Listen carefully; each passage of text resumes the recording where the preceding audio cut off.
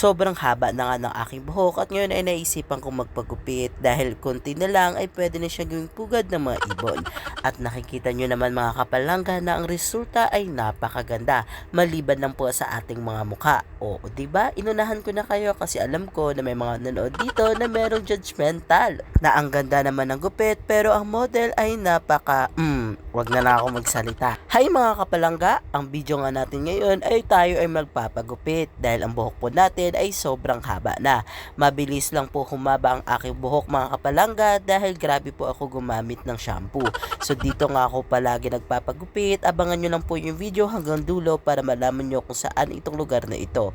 Ito po ay suki na po kami dito. Lagi po kami bumabalik dito at dito na po kami nagpapagupit dahil hindi sa maganda lang ang kanilang serbisyo kundi napakabait pa nila dito. At dito mo nga lang mararamdaman ang sinasabi nilang handle with care. Tama ba? Kung hindi nga ako nagkakamali, isang taon na nga rin dito ako nagpapagupit dahil sobrang ganda talaga at talagang masasatisfied ka sa kanilang ginagawa.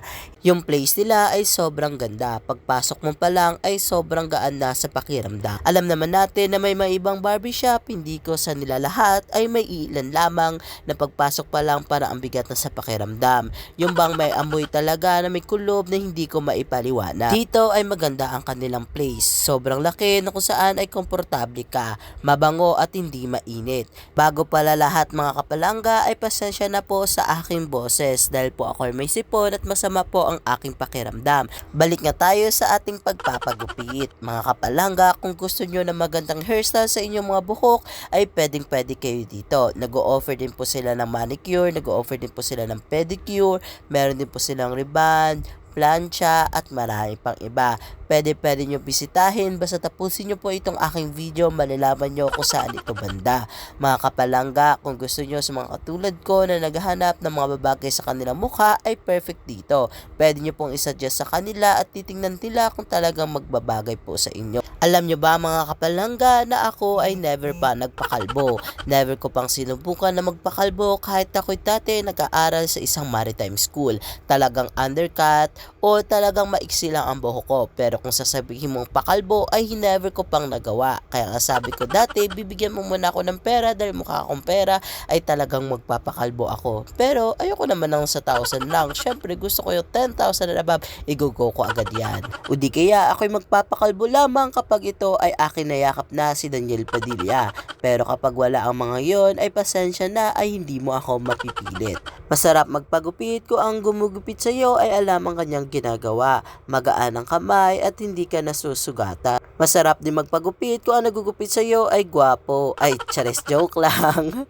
Kay kuya, alam kong mapapanood mo ito kaya huwag kang mag-isip ng kung ano. Pareho tayong lalaki kaya walang mali siya dahil ikaw at ako ay isa lang ang ating gusto. Pero kidding aside, alam nyo ba mga kapalangga, nung bata pa lang ako ay ayaw na ayaw ko talaga magpagupit dahil una sa lahat ang buhok ay sobrang makati. Hindi lang siya dumidikit sa damit kundi ang tagal na talagang tanggalin, lalo na kapag ito'y lalalabhan dahil hirap siyang pagpagin. Nung panahon kasi, lalo na kapag ikaw sa bundok nakatira, ay hindi pa uso yung tinatawag na barber cloth ba itong sinusuot.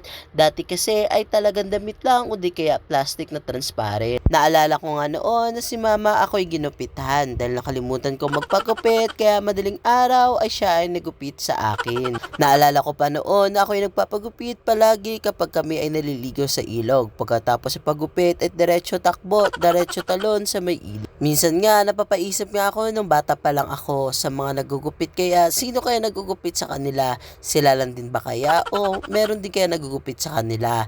Ang buhok ay nakapagbigay sa atin ng confident lalo na kapag ito ay maganda dahil ito ay nakaka-attract ng tao. Lalo na kapag ito ay bagong ayos, bagong gupit, bagong ahit o di kaya bagong reband. Kapag maganda ang buhok natin, kapag ito ay nakaayos ay feeling natin tayo ay maganda o di kaya tayo ay pogi. Tayo ay feeling natin tayo ay attractive sa mga mata ng mga madla. Kapag nakaayos na maganda ang buhok natin, parang ang gaan-gaan sa pakiramdam. Ang buhok natin ay isa sa unang nakikita ng mga tao. Kung ito ay maganda at nakaayos, ito ay puro papuri. Pero kapag ito ay hindi maganda at sobrang dry, ito ay puro panghusga. Sa pagpapagupit at sa mga nanggugupit sa atin ay ito ay hindi rin madali, lalo na kung hindi nasunod ang nais natin at hindi tayo satisfied doon sa kinalabasan, dahil ang paggupit at kapag ito'y nabawasan na ay mahirap na siyang ibalik. Katulad na nangyari sa akin dati na ako'y nagpagupit ng undercut, pero ang nangyari ay nasa gitna na lang talaga ang buhok, talagang sobrang linis ang gilid. So ito na mga kapalangga, ang kinalabasan ay sobrang natuwa ako at sobrang nasatisfied ako sa ginawa ni Kuya. Perfect na perfect talaga. Ilang beses na ako nagpagupit ito kay Kuya at never akong binigo. At ang tawag nga sa buhok ko ay mid taper fade. Sobrang ganda at ang linis, 'di ba? Kaya kung ako sa inyo mga kapalangga, kung gusto niyo ma-try ang gupit na ito, ay halina kayo at mapuntahan na rin. Dito lang yan sa RSS Barbershop at nag-o-offer din sila ng hair color, manicure, pedicure, rebound at marami pang iba. Kung gusto nyo ma-try ito, andito lang siya sa likod ng simbahan. Kaya nga after nyo magsimba ay pwede nyo itong mapuntahan. Pwede din kayo madumiretso dito para magpagupit at magpaganda. Dito lang yan sa GG Cruz Street 2903, likod ng simbahan, katabi ng mga nagmamasahe. Kaya kung ako sa inyo mga kapalangga, kung gusto nyo itry, halina kayo at inyo na ring subukan. Mga kapalangga, sa susunod kong biyahe at gala, ako inyong samahan. Bye-bye!